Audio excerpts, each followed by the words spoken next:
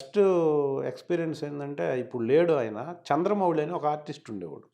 పెద్దాయన చనిపోయాడు ఇప్పుడు. ముత్యాల సుబ్బయ్య వాళ్ళ సినిమాలో చాలా, చాలా క్యారెక్టర్స్ చేసేవాడాయన. నాకు ఫస్ట్ నేను ఇండస్ట్రీకి వద్దాం, హైదరాబాద్ వచ్చి ఇండస్ట్రీలో పనిచేద్దాం, యాక్టర్ అవ్వాలనుకున్నప్పుడు ఫస్ట్ కనపడిన వ్యక్తి అతను. తను చనిపోయాడు మొన్న ఈ మధ్య ఒక 2 ఇయర్స్ అయింది చనిపోయి అతను. ఆయన కలిసి నేను ఇది సార్ అని చెప్పాను అక్కడ ఫిల్మ్ ఛాంబర్‌లో. నేను ఊర్లో ఉన్నప్పుడు ఆ ఆర్టిస్ట్ అలాంటి ఆర్టిస్ట్ కూడా కారులో తిరుగుతాడని నా ఇమాజినేషను. వీళ్ళ కార్లు ఉంటాయి, యాక్టర్లు లగ్జరీగా ఉంటారు అని.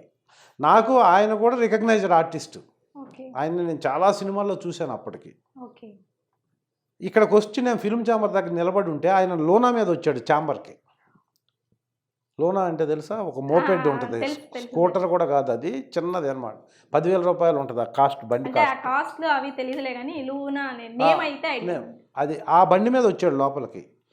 ఫస్ట్ ఆయన ఎంట్రీనే ఈయనే ఆర్టిస్ట్ అని కన్ఫామ్ చేసుకున్నాక ఫస్ట్ నాకు ఫీజులు ఎగిరిపోయినాయి అక్కడ. తను అదే ఎంతూజియాజంతో ఆయన నిలిచి, సార్ మీరేంటి సార్ యాక్టర్ కదా మీరంటే, అవునా అయితే ఏంటి అన్నాడు. మీరు లోనా బండి మీద వచ్చారు ఏంటి అన్న. అప్పుడు చెప్పాడు ఆయన, ఏం లోన బండి మీద వచ్చారేంటి సార్ అని. ఆయన ఒక బూతు మాట చెప్పి, మాకు ఇచ్చే ఆ డబ్బులకి లోనాలు కాతే కారులో తిరుగుతామా అన్నాడు. కట్టేగా అర్థమైపోయింది. తర్వాత ఆయన పైన సీసీ క్రియేటివ్ కమర్షియల్స్ రామారావు గారిది పైన ఆఫీస్ ఉంది, ఇప్పుడు కూడా ఉంది అది. ఆ ఆఫీసులో ఏదో డబ్బులు ఆయనకి పేమెంట్ రావాల్సి ఉంటే అంతకుముందు ఎప్పుడో సినిమా చేసి దానికోసం వచ్చున్నాడు. మళ్ళీ పైకి వెళ్ళి కిందకు వచ్చిన దాకా వెయిట్ చేసి మళ్ళీ అదే అమాయకంగా అడిగాను ఆయన, సార్ మీరు చాలా సినిమాలు చూశాను సార్, మీరు ఈ బండి మీద వచ్చారేంటి సార్ అని. అప్పుడు ఆయన కూల్గా, అసలు ఏంటి నీ ప్రాబ్లం ఏంటి, నేను ఏ బండి మీద వస్తే నీకేంది, అసలు నువ్వు ఎవరు అని. అంతే కదా సార్. అది కూడా అడగాల్సిన పని లేదు, వెళ్ళిపోతారు మామూలుగా. అయితే ఆయన ఎందుకు ఆయన మూడు ఎలా ఆయన మూడు ఎలా ఉందో అసలు నువ్వు ఎవరు అని అడిగాడు. ఇప్పుడు నన్ను ఎవరన్నా అట్లా అడిగితే నేను నువ్వెవరు ఎందుకు అని మూడు బాగుంటే అడుగుతాం, లేకపోతే వచ్చేస్తాం. ఆయన అడిగాడు నన్ను, అడిగితే నేను చెప్పాను ఇదంతా, సార్ నాకు ఇట్లా ఉండేది, మీరు కొంచెం కోప్పడకుండా చెప్పండి సార్ అని. నాకు అప్పటికే ఏడుపు వచ్చేస్తుంది. ఏంటి నేను అనుకున్నది ఏంటి, అసలు ఏంటి మొత్తం వదిలేసి వచ్చామని.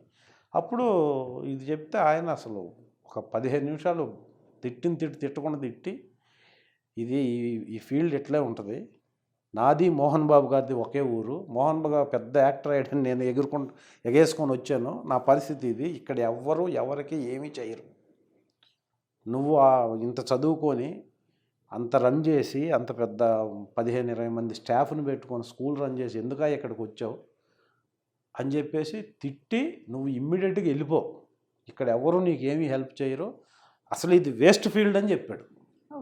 నేను సక్సెస్ కాని వాళ్ళు 100 మంది ఉంటారు, సక్సెస్ అయిన వాళ్ళు 1-2 ఉంటారు, వాళ్ళని చూసి నేను వచ్చినట్టే నువ్వు వచ్చావు, 30 సంవత్సరాల క్రితం నేను వచ్చాను సో అని చెప్పి అసలు ఇంకా కంప్లీట్గా సినిమా ఇండస్ట్రీ అనేది పాతాళంలో ఉండేది, ఆ పాతాళానికి పడినోడిని ఎవడు పైకి తీసుకురాడు, కాబట్టి ఈ వేస్ట్ నువ్వు ఇక్కడ అని చెప్పేసి ఎంతవరకు చెప్పగలరో అంత చెప్పేసాడు. నాకు డిసైడ్ అయిపోయాను నేను ఇంకా. అసలు సరే ముందు అసలు అయ్యన్నా ఇచ్చేవాళ్ళు కావాలి కదా, అది లేదు మనకి, ఈయన ఇంత నెగిటివ్గా చెప్పాడని ఆ రోజు డిసైడ్ అయ్యా. రెండో రోజే ట్రై చేయటం మొదలుపెట్టింటారు ఎక్కడనే. ఫస్ట్ అసలు నేను ముందు ఇక్కడ సిటీలో ఉండటానికి ఏదో ఒక స్కోప్ చూసుకోవాలి ఇక్కడ అని చెప్పేసి, అప్పుడు నేను మళ్ళీ ట్రై చేసి 1 వీక్ 10 డేస్లో ఈనాడులో జాయిన్ అయ్యి, ఈనాడులో ఒక 2-3 మంత్స్ చేసి మళ్ళీ ఇప్పుడు చెప్పిన నాగినేడు గారి దగ్గర ప్రసాద్ ల్యాబ్కి వచ్చాను నేను.